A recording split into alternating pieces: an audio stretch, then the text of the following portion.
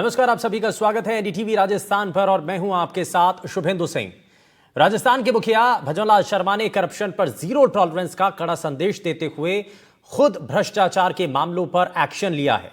CM ने ब्यावर में रायपुर के एसडीओ गुलाबचंद वर्मा को सस्पेंड और बाड़मेर में रामसर के एसडीएम अनिल जैन को एपीओ कर प्रशासनिक अफसरों को सख्त संदेश दे दिया है। साथ ही रायपुर के तहसीलदार पुष्पेंद्र पांचाल और रामसर के तहसीलदार अशोक कुमार मेघवाल भी एपीओ कर दिए गए हैं। बाड़मेर में बॉर्डर क्षेत्रों के अंदर प्रतिबंधित जमीनें बेचने का आरोप पिछले साल दिसंबर में रामसर एसडीएम अनिल कुमार जैन पर लगा था और उन पर गलत दस्तावेजों से जमीन बिकवाने, अपने परिजनों के नाम पावर ऑफ अटॉर्नी और रजिस्ट्री करवाने के लिए कागजों में हेरफेर करने के आरोप शामिल हैं। सीएम की भ्रष्टाचार मुक्त नीति पर चलते हुए एसीबी ने जयपुर में अपने ही मुख्यालय में बड़ी कार्रवाई कर दी। एसीबी के एडिशनल एसपी सुरेंद्र शर्मा को रिश्वतखोरी और भ्रष्टाचार के आरोप में गिरफ्तार कर लिया गया। साथ ही दो दलालों रामराज मीना और प्रदीप पारेख को भी 13 लाख रुपए कैश के साथ पकड़ा है। एसीबी ने पूरी कार्रवाई मोबाइल सर्विलांस पर रखकर और तकनीकी सबूत जुटाकर की है। दोनों दलालों को जयपुर के प्रताप नगर में एक होटल से पकड़ा गया। एसीबी के एडिशनल एसपी सुरेंद्र शर्मा की तैनाती सवाई माधोपुर में रही थी। कई शिकायतों के बाद पिछले 6 महीनों में ही उन्हें वहां से हटाकर जयपुर में एसीबी मुख्यालय में अटैच कर दिया गया था। इसके बावजूद भी वो सवाई माधोपुर में उगाही का खेल चला रहे थे। इस रिश्वत कांड में एक इंस्पेक्टर की भूमिका भी संदिग्ध पाई गई है। एडिशनल एसपी ने सवाई माधोपुर के लगभग सभी सरकारी विभागों में दलाल तैनात कर रखे थे, जिनकी मदद से हर महीने उगाही की जा रही थी। सुरेंद्र शर्मा पर आरोप है कि वो अधिकारियों को रिश्वत की झूठी रिकॉर्डिंग होने की कहानी सुनाकर उन पर दबाव बनाते थे और एक खास शब्द सर्जिकल स्ट्राइक कर गिरफ्तार करने की धमकी और खौफ दिखाकर के वसूली करते थे। उनके निशाने पर पुलिस, फॉरेस्ट और खनन विभाग समेत कई अधिकारी रहते थे। तीसरा मामला जयपुर के चोमू इलाके का है, जहां NH 52 पर परिवहन विभाग के सुरक्षा गार्ड का ट्रक वालों से अवैध वसूली का वीडियो वायरल हुआ। एनडीटीवी पर खबर दिखाए जाने के बाद डीटीओ अनूप सहरिया ने गार्ड रणवीर सिंह नाथावत को प्रशासनिक कारणों का हवाला देकर हटाने का आदेश जारी कर खानापूर्ति कर दी। राजस्थान एक्स सर्विसमैन कंपनी के जरिए गार्ड लगाया गया था और इन सभी चीजों को लेकर के, क्योंकि यहां से मुख्यमंत्री के द्वारा और सरकार के द्वारा यह साफ और सख्त संदेश दे दिया गया है कि भ्रष्टाचार को लेकर के सरकार की जीरो टॉलरेंस की नीति है। और आज इसी पर हम चर्चा करेंगे। भ्रष्टाचार पर वार, क्या सुधरेंगे जिम्मेदार? क्योंकि सवाल यही है कि जिनके ऊपर भ्रष्टाचार रोकने के लिए जिनके कंधों पर जिम्मेदारी है, वही इसमें शामिल नजर आ रहे हैं। और यह कहा जा रहा है कि ऐसे लोगों के खिलाफ क्या कार्रवाई की जाएगी। और इन्हीं तमाम चीजों को जरा समझने की कोशिश करते हैं। सबसे पहले खास पैनल से आपको मिलवा देते हैं। हमारे साथ भारतीय जनता पार्टी से प्रवक्ता अटल खंडेलवाल जी कार्यक्रम में जुड़ गए हैं। अटल जी, बहुत स्वागत है आपका। हमारे साथ पूर्व आरपीएस अधिकारी हुकुम सिंह तंवर जी कार्यक्रम में जुड़ गए हैं। सर, बहुत स्वागत है आपका। हमारे साथ सामाजिक कार्यकर्ता मोहम्मद निजामुद्दीन कार्यक्रम में जुड़ गए हैं। सर, बहुत स्वागत है आपका एनडीटीवी राजस्थान पर। शुरुआत में लेकिन अटल जी आपसे ही कर रहा हूं, जिस तरीके का संदेश सरकार के द्वारा दिया गया है, जीरो टॉलरेंस की नीति पर काम करने के तहत ये जो कदम उठाए गए हैं, लेकिन सवाल ये कि ये तो सिस्टम के अंदर बैठे हुए लोग हैं। अब आप देखिए, सुरेंद्र शर्मा वाला जो केस है, इसके अंदर हर विभाग के अंदर जो रिश्वतखोर हैं या जो भ्रष्टाचारी हैं, उनको अपॉइंट कर रखा था। कैसे उनसे पैसे लेने हैं, कैसे उस अधिकारी तक पहुंचने हैं, डर दिखा करके, पुलिस का खौफ दिखा करके पुलिस वालों को ही ठग रहे थे और अलग अलग विभागों के जो बड़े अधिकारी हैं उनको टारगेट पर लेते थे। तो ये तो बड़ा निक्सस है सर। शुभेंदु जी बिल्कुल ठीक कह रहे हैं कि बेसिकली देखिए, आप जो कह रहे हैं कि भी कैसे होगा, और ये अंदर ही बैठे हैं अधिकारी, ये आज से नहीं है, ये बहुत समय से ये अंदर ही बैठे हुए हैं। देखिए, आपको भ्रष्टाचार अगर खत्म करना है तो बेसिक से शुरू करना पड़ता है। पहला, आपको नैतिकता के रूप में बच्चों से ये शुरू करनी पड़ती है, उन्हें समझाना पड़ता है। दूसरा, जो ऑलरेडी जो कि व्यवस्थाओं के अंदर है, उन लोगों पे नजर रखनी पड़ती है। उनके जो सपोर्ट सिस्टम है उसको बंद करना पड़ता है। राजनीतिक इच्छा शक्ति होनी चाहिए, ये एक और बड़ा कदम होता है। तो शुभेंदु जी, माननीय मुख्यमंत्री जी ने सरकार के आते ही ये हम घोषणा की थी कि जीरो टॉलरेंस रखेंगे। और देखिए, कांग्रेस सरकार में ये कहा जाता था कि सब हमारे हाथ बंधे हैं, और हमारी सरकार आते ही माननीय मुख्यमंत्री जी का ये पहला उद्घोषणा थी कि पुलिस के हाथ हमने खोल दिए, वो जो भी ठोस कार्रवाई कर सके वो करे। और आज उन्होंने संदेश खुद से संज्ञान लेकर के जिस तरीके से एसडीओ, एसडीएम, तहसीलदारों को सस्पेंड और एपीओ किया है, ये मैसेज के तौर पे भी है कि अब वो समय नहीं है जब आप इस तरीके से अंदर बैठ करके और पूरे सिस्टम को खराब कर दोगे। एसीबी ने अपने ही अधिकारी को देखिए किस तरीके से पकड़ा है, और अभी तो और 50 के करीब और कार्रवाई होने का पूरा पूरा अंदेशा है। ये जो सिस्टम है इसको ही बेसिकली सुधारना पर्पज है। देखिए ऐसे ऊपर कुछ छोटी मोटी कार्रवाई कर दी जाए, लीपापोती कर दी जाए तो काम चलेगा नहीं। वैसे तो सिस्टम ये कहता है कि जो लोकतंत्र के जितने भी प्रभावी तीनों अंग है, उसके साथ साथ मीडिया भी, चारों अगर हम मिलकर के काम करें और सुनिश्चित करें कि हमें भ्रष्टाचार मुक्त करना है, तो ये बहुत आसान है और हम कर भी सकते हैं।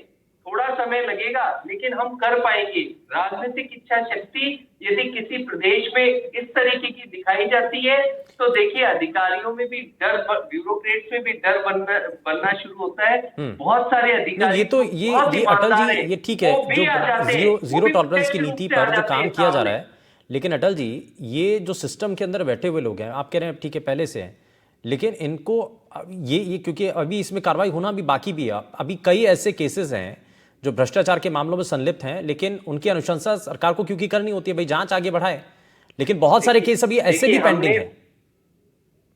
ऐसा है, हमारी सरकार आई आते ही 2000 मैं आपको याद दिलाऊं कि आते ही सबसे पहले उन्होंने कहा कि सीबीआई को सारे केसेस में राज्य सरकार की परमिशन की आवश्यकता नहीं है और वो अपनी कार्रवाई कर सकता है। ये हमारा पहला संदेश था। और सीबीआई अब सब मामलों में राज्य सरकार की अनुमति नहीं लेती है। बहुत सारी जगह कुछ प्रावधान से उसके तहत हम उसको भी हम लिबरलाइज करेंगे। अभी हम वो भी जो आप कह रहे हैं कि जो पेंडेंसी है उसको भी हम क्लियर करते जाएंगे। देखिए थोड़ा समय लग रहा है, बहुत सारे और कारण भी होते हैं, लेकिन एक एक करके हम वो सब कारणों को हटाते जा रहे हैं और हमारा संदेश स्पष्ट है कि सुधर जाओ वरना हश्र बुरा होने वाला है। राजस्थान सरकार जीरो टॉलरेंस की नीति पे काम कर रही है। भले वो पेपर लीक के मामले में भी आप देखिए विद इन आते ही मतलब दिसंबर 2023 के अंदर ही एसआईटी गठित कर दी थी। अब तक 191 लोग। सर लेकिन ये बड़ा ना चैलेंजिंग लगता है, ये भ्रष्टाचार का ये वो पेड़ है जिसकी जड़ें बहुत ज्यादा मजबूत नजर आ रही हैं और बहुत जमीन तक हैं, बहुत गहराई तक हैं। अब आप देखिए रिश्वत लेने के लिए कुछ लोग अपॉइंट कर रखे थे वहां पर। शुभेंदु जी, काश थोड़ा सा, मैं इसको बहुत स्पष्टता से कह रहा हूं, हालांकि सभी लोग अपना कार्य कर रहे होंगे इस स्वच्छ बनाने के अंदर सिस्टम को, लेकिन मैं इतना और कहूं कि इनको यदि सजाएं थोड़ी सी जल्दी मिलने लग जाए तो आप मानिए कि आईटी टेक्नोलॉजी अपना काम कर रही है, राजनीतिक इच्छा शक्ति अपना काम कर रही है और न्यायिक प्रक्रिया और थोड़ी सी रिफॉर्म आ जाए इसमें, तो ये मानिए कि वो दिन दूर नहीं। ऐसे भ्रष्ट अधिकारियों के ऊपर एक बड़ी सर्जिकल स्ट्राइक होना चाहिए, ये हर आम जनता जनमानस की तरफ से ये मांग भी है। सरकार जीरो टॉलरेंस की नीति पर काम कर रही है, लेकिन मैं हुकुम सिंह सर इस पर मैं आपसे जोड़ना चाह रहा हूं। ऐसे जो भ्रष्ट अधिकारी हैं जिनकी जड़ें बहुत ज्यादा मजबूत हैं, अब आप देखिए कि बार बार मैं क्योंकि रेफरेंस दे रहा हूं ये क्योंकि बहुत बड़ी बात है, भाई पैसा कैसे आना है डर दिखा करके कि आपकी हमारे पास क्लिपिंग है, हमारे पास आपकी रिकॉर्डिंग है, हमारे पास आपके सबूत हैं, ये ऐसे डर दिखा करके अधिकारियों को डरा धमका करके उनसे पैसे वसूलना, पैसे कैसे आएंगे उसके लिए भी लोगों को अपॉइंट करना, वो भी सिस्टम के लोग हैं, और पैसे कैसे पहुंचना है ऊपर अधिकारी तक यह भी तय होता है। ऐसे अधिकारियों के खिलाफ ये बड़ी सर्जिकल स्ट्राइक होना भी बाकी है। शुरू करूं? जी सर, बहुत बहुत धन्यवाद। और सबसे बड़ी बात अभी जो खंडेलवाल साहब कह रहे थे, जीरो टॉलरेंस की पॉलिसी, देखिए कोई भी सरकार आज तक मैंने नहीं देखी जिसने किसी भी भ्रष्टाचार को या इस तरह की अनैतिक गतिविधियों को बढ़ावा देने की या किसी भी तरह से समर्थन देने की कोई बात कही हो। लेकिन एक बात हमेशा से आप देखेंगे सुरेंद्र सिंह साहब कि नीति विहीन राज और राज की केवल नीति, जब ये दोनों में फर्क आप देखेंगे तो आज निश्चित रूप से बहुत बदलाव आया है। एक समय था जब भ्रष्टाचार में पकड़े जाने वाले लोग पटवारी, कांस्टेबल, हेड कांस्टेबल, इससे ऊपर लोग हुआ नहीं करते थे। बहुत छोटे लेवल पर काम हुआ करते थे। धीरे धीरे ये चीज आगे बढ़ी और हमने वो समय भी देखा कि एक आईएएस को भी पकड़ा गया। और उसके बाद में आप जो पुलिस की बात कर रहे हैं, अभी जो बिल्कुल भ्रष्टाचार जिसको रोकने का जिम्मेदारी है, वो खुद भ्रष्टाचार में लिप्त। देखिए, आप पुलिस तो केवल ये एक बात हुई, बाकी आप कौन सा ऐसा फील्ड है, आप किसी भी फील्ड में चले जाएं, वहां पर आपको ये जड़ें इतनी, एक पहले वाली मीटिंग में भी अपन ये बात कर चुके हैं कि इनफैक्ट आजादी की लड़ाई या स्वतंत्रता संग्राम को या आंदोलन को, उसके बाद हमने जो भी लोग हमारे यहाँ पर आए, इस राजनीति में आए चाहे सेवा में आए, वो उन सब ने एक बहुत कम समय में वो सब पा लेने की कोशिश की, जो जिससे वो बहुत समय तक अपने आप को वंचित महसूस करते रहे थे। तो भ्रष्टाचार की जड़ें वास्तव में इतनी गहरी हो चुकी थी और हैं अभी भी।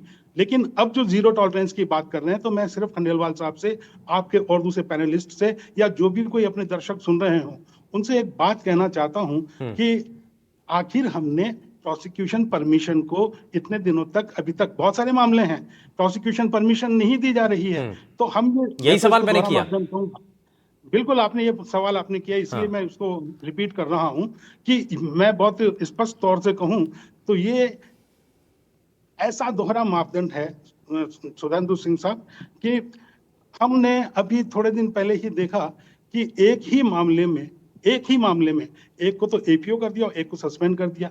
टेक्निकली अगर देखें तो सस्पेंशन और एपीओ में बहुत कम फर्क है, सैलरी का और कुछ फैसिलिटीज का फर्क है कि एक जो सस्पेंड हो जाता है उसको कुछ सैलरी आधी हो जाती है, पौनी हो जाती है, और उसकी कुछ फैसिलिटीज रोक ली जाती है, जबकि एपीओ वाले के साथ ऐसा नहीं होता। तो मामला एक ही तरह का, और उसको दो तरह के, मतलब ये दो तरह के लोग कौन हैं और किसको आप सपोर्ट करना चाहते हैं, किसको नहीं सपोर्ट करना चाहते हैं। मैं एक बात हमेशा कहता रहा हूँ अपने सीनियर अधिकारियों से भी, उस वक्त मैं लड़ भी जाया करता था कि अगर किसी आदमी ने कोई गलती की, चाहे वो भ्रष्टाचार से रिलेटेड हो या किसी अनियमितता से संबंधित हो, तो वो उसका ट्रांसफर कर दिया। साहब, ट्रांसफर कोई सजा नहीं है, आप उसको सुधारते क्यों नहीं है? वो जो काम यहाँ पे गलत कर रहा था, नहीं, एक चीज और भी होती है ना हुकुम सिंह जी, इसमें एक चीज और होती है, पहले तो एक्शन ले लिया गया और बाद में कुछ समय बाद या तो ट्रांसफर कर दिया जाए और बाद में उसको प्रमोट कर दिया जाता है। ये बढ़ावा हो जाएगा ना, यही तो चीज है। बिल्कुल, बहुत बड़ा नाम आपके सामने है कि जो खान घोटाला, खनन विभाग में इतना बड़ा घोटाला करने वाले 6,000 करोड़ रुपए समथिंग था, और उसमें उस आईएएस को प्रमोशन देकर के, आपको सारा मामला पता है, मैं अब उसमें वक्त जाया न करते हुए मुद्दे की बात पर ही आता हूं कि जीरो टॉलरेंस पॉलिसी अपनी जगह पर है, लेकिन ये दांत, हाथी के दांत खाने के और दिखाने के होके न रह जाए। हमने आज तक जितने भी एसीबी ने, चाहे वो पुलिस से रिलेटेड मैटर्स हो, थोड़े दिन पहले एक एडिशनल एसपी और उदयपुर की थी जिनको कि इस तरह से पकड़ा गया था, अभी तक शायद उनका कोई प्रोसिक्यूशन हो नहीं पाया। तो ऐसे कितने सारे मामले हैं। तो प्रोसिक्यूशन परमिशन की तरफ जरा ज्यादा ध्यान दिया जाए और केवल दिखावे के तौर पर ये संदेश देना कि हम बहुत सख्ती बरत रहे हैं, हम जीरो टॉलरेंस की पॉलिसी है। आज जितना भी समय बीत चुका भजनलाल जी की सरकार को, किसी व्यक्ति की सरकार नहीं होती, मैं राजस्थान सरकार की बात कर रहा हूं, तो जितना भी समय बीत चुका, इतने समय में एक टेंजिबल जो हमें रिजल्ट दिखना चाहिए वो अभी तक नहीं दिखा है। एक ये चीज मैसेज पहुंचना चाहिए। हाँ, ये बड़ा सख्त संदेश पहुंचना चाहिए अधिकारियों में भी। और इस बीच हमारे साथ दिल्ली से पूर्व एसीबी चीफ मुकेश मीणा जी हमारे साथ कार्यक्रम में जुड़ गए हैं। सर, बहुत स्वागत है आपका एनडीटीवी पर। मुकेश सर, एक चीज जो अधिकारियों का मनोबल बन रहा है, ऐसे जो भ्रष्ट अधिकारी हैं उनके खिलाफ एक बड़ी सर्जिकल स्ट्राइक की बात की जा रही है। एक तरफ जीरो टॉलरेंस की नीति सरकार की तरफ से ये बताया जाता है कि हम जीरो टॉलरेंस की नीति पर काम करें, दूसरी तरफ फिलहाल जो है उनको, उनके ऊपर कार्रवाई करके बाद में कुछ समय ट्रांसफर करके बाद में प्रमोट कर दिया जाए या कुछ और कर दिया जाए, यानी कि उनका मनोबल बढ़ रहा है। तो ये इसके पीछे की वजह क्या, और क्या इनके ऊपर सर्जिकल स्ट्राइक कैसे की जाए ऐसे भ्रष्ट अधिकारियों के ऊपर? इनफैक्ट हम अगर एंटी करप्शन के ऑफिसर्स की बात करेंगे तो एक्चुअली कानून इतना स्ट्रॉन्ग बन चुका है कि अगर एंटी करप्शन का कोई भी अफसर या कोई कांस्टेबल से लेके ऊपर सीनियर अफसर भी किसी को फोन कर देता है तो सभी लोग डरते हैं। और डरने के बाद एक एंटी करप्शन यूनिट पूरे कंट्री में इसलिए बनाई गई थी, इसलिए एक्ट पास हुआ था कि ये करप्शन को रोके। पर इशू इसमें दूसरा आ रहा है।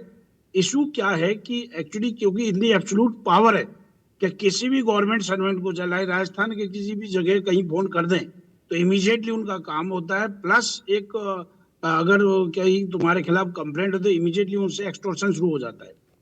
अगर आप देखोगे, क्योंकि मैंने जो सिस्टम स्टडी किया है, एक पर्टिकुलर जगह पर एक्चुअली एक सिस्टम है कि एक जूनियर ऑफिसर्स को, लाइक मैं कई जगह देखता हूँ कि इवन डिस्ट्रिक्ट हेडक्वार्टर्स में एडिशनल एसपी रैंक के अफसर बैठा दिए गए हैं हर डिस्ट्रिक्ट में। यहाँ पर तो होता क्या, उस पर लगाम होती नहीं है और इतना इजी मतलब वो है कि हर डिपार्टमेंट से वो बजाय करप्शन रोकने के सबसे एक्चुअली उगाही करता है। ये एक सिस्टम बन चुका है। इसलिए बहुत जरूरी है कि ये जो राजस्थान में जो हर जिले में जो ऑफिस खोल रखे हैं उसके बजाय डिवीजनल हेडक्वार्टर लेवल पे डीआईजी या कोई सीनियर अफसर आईजी बैठे, जो भी लेवल है, पर डीआईजी से लेवल कम नहीं बैठना चाहिए। उसी ऑफिस में ये लोग काम करें जिससे कि इन पे भी कंट्रोल रहे कि ये लोग भ्रष्टाचार ही कंट्रोल कर रहे हैं, ये नहीं उगाही कर रहे हैं। क्योंकि सिस्टम ये हो गया कि हर डिपार्टमेंट से, क्योंकि वो एडिशनल एसपी रैंक का होता है, जूनियर होता है, कोई कंट्रोल नहीं होता, इवन एसपी रैंक होता है। तो आजकल एसपी रैंक बहुत बहुत सीनियर रैंक नहीं हो गई है, क्योंकि बड़े बड़े सीनियर अफसर बैठते, तो उसमें सभी जगह डर के मारे वो इमीडिएटली, और जो डीजी बैठता है पुलिस वहां पर अपने हेडक्वार्टर में, और डीजी ऑफिस के जो भी जितने अपने सीनियर ऑफिसर्स होते हैं वो जयपुर बैठते हैं, तो उन पे ये लगाम नहीं लगा सकते। इसलिए एक्चुअली जो ऑफिसेज हैं इतनी जगह खोल दिए हैं, उसके बजाय लिमिटेड जगह खोलें और डीआईजी रैंक कम से कम उनका हेड करे।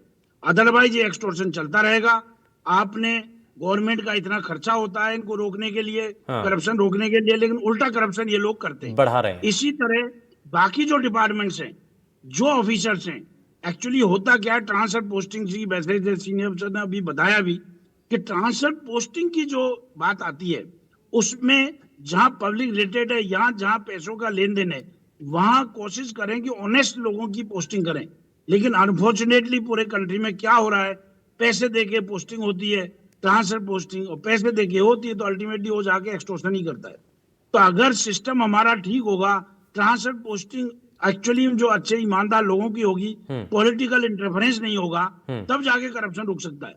अदरवाइज करप्शन, क्योंकि मैंने देखा है, बहुत डीपली देखा है करप्शन में। एंटी करप्शन चीफ दिल्ली में भी रहा हूँ, बाकी मिजोरम में भी कई जगह रहा हूँ, मतलब एंटी करप्शन के केस पूरे उसमें देखे हैं।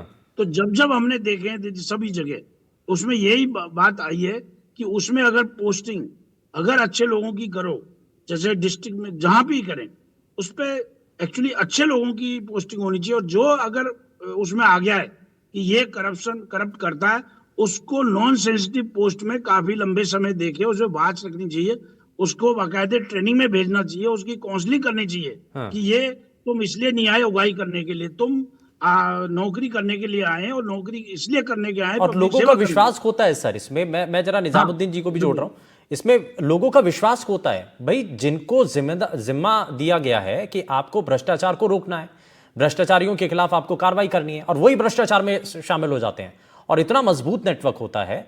ये तो बड़ा सवाल है। शुभेंद्र जी, देखिए, एक सबसे जो अहम चीज वो ये है कि सरकार अगर इस तरह की कार्रवाई करती है तो कहीं ना कहीं जनता में विश्वास पैदा होता है, और जो भ्रष्ट लोग हैं, भ्रष्ट अधिकारी हैं, उनके अंदर एक डर का माहौल भी पैदा होता है। दूसरी चीज मैं आपसे ये कहना चाहूंगा कि ये बहुत इंपॉर्टेंट चीज है कि एक को अगर आपने एपीओ कर दिया या एक को सस्पेंड कर दिया, तो आप ये बताएं कि उससे जो वो पूरी चेन है वो तो नहीं टूटती। कहीं ना कहीं आपको एक मॉनिटरिंग कमेटी भी बनानी पड़ेगी, स्पेशल मॉनिटरिंग कमेटी बनानी पड़ेगी कि जिनके ऊपर भ्रष्टाचार के आरोप लगे हैं या जो पकड़े गए हैं, उनके ऊपर वो मॉनिटरिंग कमेटी कंटिन्यूअसली काम करती रहे। कहीं ऐसा तो नहीं कि अगर आपने उनको एपीओ किया और ये सस्पेंड किया और कुछ महीनों के बाद फिर वो अपनी जगह पे आ गए। तो मैं समझता हूं कि जनता ये चाहती है कि अगर करप्शन पे किसी भ्रष्टाचारी के खिलाफ सरकार ने एक्शन लिया है तो वो एक्शन सिर्फ एपीओ तक न सीमित रहे, सस्पेंशन तक न सीमित रहे, उसको उसकी सजा मिलनी चाहिए, क्योंकि हमारा जो जुडिशरी है उसमें एक लंबा जाएगा। हाँ, और जो हमारे इस भ्रष्टाचार तंत्र को जो है वो शायद मैं समझता हूं कि खत्म करने से रोकता भी है, और मैं समझता हूं कि उससे भ्रष्टाचार जो है वो कमजोर भी नहीं हो पाता, क्योंकि वो एक लंबा प्रोसेस है। दूसरी चीज मैं ये कहना चाहूंगा कि जनता में अगर विश्वास आपको कायम करना है तो कहीं ना कहीं कुछ ऐसी नीतियां सिर्फ बात करने से नहीं होगा कि जीरो टॉलरेंस नीति है हमारी भ्रष्टाचार के ऊपर। हमें कहीं ना कहीं उन भ्रष्टाचार में फंसे लोगों के खिलाफ ऐसी मुहिम तक जाना पड़ेगा, ऐसे मकसद तक जाना पड़ेगा जहां पे जनता को लगे कि इनके साथ जो है वाकई में इनको किए की सजा मिली। सजा मिल रही दूसरी है। एक जो महत्वपूर्ण चीज ये है जी। कि आप ये समझिए कि एक भ्रष्टाचारी अगर पकड़ा जाता है तो वो सिंगल नहीं हो, वो अकेला नहीं होता, उसके साथ एक पूरी चेन होती है। और आप ये देखिए कि कितनी बड़ी बात है कि एक एसीबी जो बनी इसलिए है कि करप्शन को रोकना है, और उसमें बैठा एक व्यक्ति जो है जिसके ऊपर अपने विभाग के द्वारा ही जो है एक एक्शन लिया जाता है। और उसके बाद भी आप ये देखिए, ये मई की बात है, 6 मई की बात है, मुझे याद आ रहा है, लेकिन उसके बाद भी वो व्यक्ति जो है वो कहीं ना कहीं वो ऐसी चीजों में संलिप्त रहता है और लोगों को डराता धमकाता रहता है और वसूली करता रहता है। तो ये भी एक चिंता का विषय है कि जिसको हमने भ्रष्टाचार कह के एपीओ या सस्पेंड कर दिया, उसके बाद भी उसकी कार्रवाई कहीं ना कहीं जो उसकी भ्रष्टाचार से जुड़ी हुई जो कार्रवाई है वो चलती रहती है। कार्रवाई तो ये उसको अंजाम तक लेकर जाना है। अटल जी, मैं जरा जल्दी से इस पर एक रिएक्शन आपसे लेना चाह रहा हूं। इस पर देखिए, हमें सबसे पहले, क्योंकि एक बहुत बड़ी बात इसमें सामने आई कि राजनीतिक तौर पर भी ऐसे जो भ्रष्ट अधिकारी हैं उनका बाइकआउट करना पड़ेगा। उनको ना तो प्रमोट करेंगे, भाई लिस्ट साफ है, और अगर उनके ऊपर चार्जेस हैं या कोई मामला उनके खिलाफ सामने आया है तो उनको बिल्कुल अलग करना है, उनको बिल्कुल साइडलाइन करिए। देखिए शुभेंदु जी, आप बिल्कुल ठीक कह रहे हैं कि भी यदि कोई मामला है और वो बहुत जेन्युइन है तो बिल्कुल वो अलग होते ही होते हैं। लेकिन अगर केवल आरोप है और उनपे अभी तक आप ये समझिए कि बहुत बार सरकार भी कुछ चीजों से बंधी रहती है कि आपने आरोप लगा दिया, उन्हें पकड़ भी लिया, लेकिन उन्हें सजा नहीं हुई। अब आप बताइए उसमें क्या किया जाए। और सजा दिलाने के लिए हम जितनी भरसक कोशिश करते हैं, न्यायालय के समक्ष होकर हम एविडेंस पेश करते हैं, हम बहुत बार मतलब हमारे जितने भी वकील से लेकर के जो सरकारी वकील से लेकर के पूरे एसीबी और उनके खिलाफ जितने साक्ष्य प्रस्तुत करने होते हैं वो सब इकट्ठा करके और कोशिश करते हैं कि जल्द से जल्द सजा हो।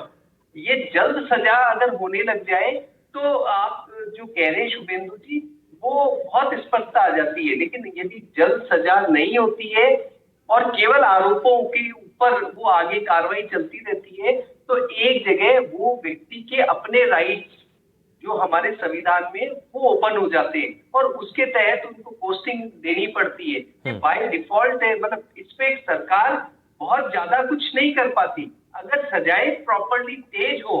अभी आप देखिए कि 1 जनवरी 2024 से 25 जून 2024 तक 121 एसीबी की कार्रवाई हुई, पंजीकृत कार्रवाई हुई और 121 अभियोग पंजीबद्ध हुए। अब 121 ये जो पंजीबद्ध हुए इनको पकड़ा भी गया और कोर्ट के सामने पेश भी किया गया।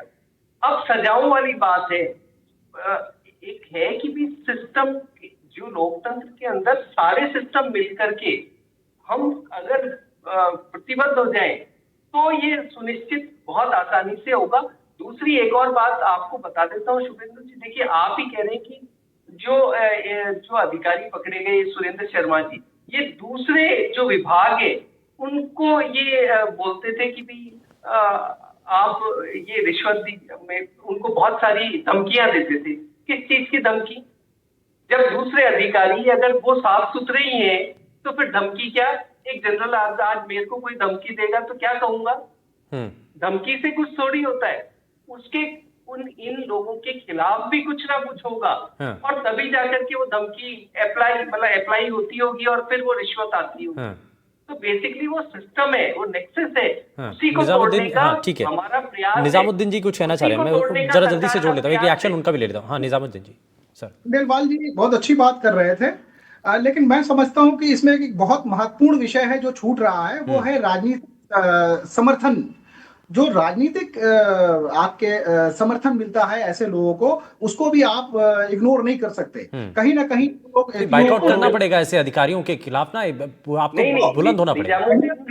कहीं ना कहीं प्रदेश का आप बाइकआउट की बात कर रहे हो, नैतिकता का विषय है। आज के 20 साल पहले या 25 साल पहले अगर कोई इस तरीके से रिश्वत लेने के मामले में किसी के इनकम टैक्स का छापा भी पड़ जाता था तो पूरा गांव या पूरा जिला उस व्यक्ति को जानने लग जाता था और शर्मिंदगी की एक वो बात होती थी। बट वो धीरे धीरे कालांतर में इन 30-40 सालों में उस पे नैतिकता के विषय में गिरावट आई नहीं, है। संरक्षण की बात है कि उसी को अगर कोई भी राजनीतिक पॉलिटिकल पार्टी पार्टी उसको सपोर्ट ना और करे। रही भाई कई बात- बार ऐसा होता है ना कि अधिकारियों का किस हाँ, सरकार का या किसी पार्टी देखिए, का किसी अधिकारी से थोड़ा सा विशेष लगाव है। भाई अगर उसको फंसा लिया, जैसा आप कह रहे हैं कि भाई उसके खिलाफ कोई दोष सिद्ध नहीं हुआ तो बाद में उसको प्रमोट कर दिया, या उसके बाद में अगर कोई चीज है वो सामने तो तभी आएगा ना। तो ऐसे अधिकारी जिसके ऊपर आरोप लग जाए भाई उसको साइड हैंड कर दीजिए।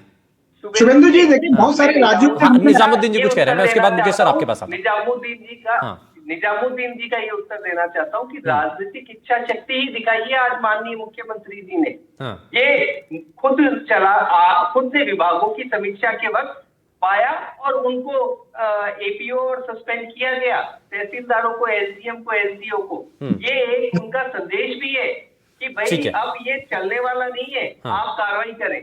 अच्छा, अब सिस्टम में सुधार और कैसे हो? मैं जरा मुकेश जी को इसमें, मुकेश सर को एक बात, हाँ निजामुद्दीन बताइए सर। हाँ, भजन लाल जी ने जो स्टेप उठाया उसमें कोई दो राय नहीं, बहुत सराहनीय कार्य है। बट जो उनका एक पूरा सिस्टम है, पूरी जो मंत्रिमंडल है या जो पार्टी के जो नेता जो जुड़े हुए हैं, जो इन लोगों से भी जुड़े रहते हैं, कहीं ना कहीं जुड़े रहते हैं, इसमें कोई शक नहीं है। तो कहीं ना कहीं उनका दबाव भी जो है, हाँ भाई यही बात है कि भाई आपको थोड़ा सा मुंह भी थोड़ा सा अलग करना होगा। मुकेश सर, एक चीज ये, आपने कुछ बहुत अच्छे पॉइंट बताए थे कि इसमें जो लोकल स्तर पर, क्योंकि कौन गाइड करेगा उनको, उनके ऊपर कौन बताएगा उनको, जिम्मेदारी तय होनी चाहिए, ये बहुत ज्यादा जरूरी है, नहीं तो ये सिस्टम इसी तरीके से चलेगा। इसमें और चीजें इसमें जोड़ना चाहेंगे आप? नहीं, जैसे कि मैंने बताया कि इनके ऑफिसेज हर जगह नहीं होने चाहिए, वरना एंटी करप्शन के लोअर लेवल उसमें पाए जाते हैं और वो नेक्सस कर लेते हैं। जैसे कि मैंने बताया, डीआईजी लेवल डिविजनल हेडक्वार्टर पे या कोई इंपॉर्टेंट डिस्ट्रिक्ट है वहां होनी चाहिए, 2-3 डिस्ट्रिक्ट के ऊपर इंचार्ज होना चाहिए, वो एक पर्टिकुलर ऑफिस होना चाहिए जो वहीं से मॉनिटर हो। सेकेंडली जो मैंने देखा है, जनरली एक्चुअली एक आरटीआई एक्ट आ रखा है, उस आरटीआई एक्ट के तहत कुछ तो बहुत अच्छी कंप्लेंट आती है, जेन्युइन आती है और रियली मतलब करप्शन की आती है, लेकिन एक आरटीआई एक्टिविस्ट एक लॉबी बन चुकी है, उसमें डेली के डेली एंटी करप्शन में इतनी कंप्लेंट आती है तो then they also start extorting money from officers. ये हमने नोटिस किया है कि एक पर्टिकुलर आरटीआई एक्टिविस्ट हैं, वो इतनी कंप्लेंट डालते रहते हैं, आदमी तंग हो जाता है। तो ये इस पर भी नजर बनाने की जरूरत है। ये बहुत महत्वपूर्ण चीजें हैं और तभी ये जो भ्रष्टाचार के खिलाफ जो लड़ाई है वो तभी जो है मुकाम तक पहुंच पाएगी। बहुत शुक्रिया सभी खास मेहमानों का कार्यक्रम में शामिल होने के लिए। लेकिन जिस तरीके से तस्वीरें सामने आई, भ्रष्टाचार पर जो सर्जिकल स्ट्राइक है ये उसका मौका है और ऐसे अधिकारियों के खिलाफ बड़ी कार्रवाई होनी चाहिए। यहां रुकने एक छोटे से ब्रेक के लिए, आप कहीं मत जाएगा, बने रहिए एनडीटीवी राजस्थान के साथ। नमस्कार।